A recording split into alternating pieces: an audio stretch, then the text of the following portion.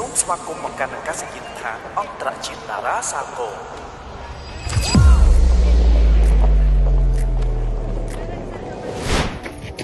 ព្រឹត្តិការណ៍រត់បណ្ណាំងពាក់កណ្ដាលម៉ារ៉ាតុង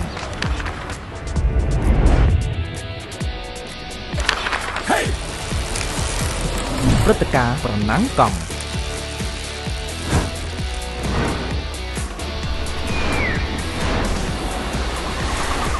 ព្រឹត្តិការណ៍ប្រកួតស្ទូចត្រី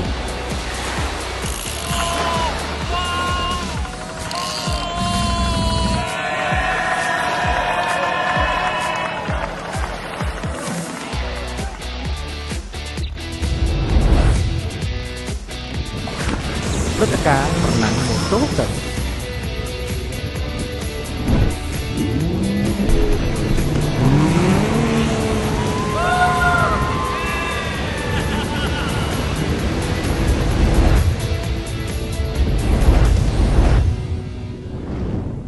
ទេសចររស់ក្នុងសន្តិភាព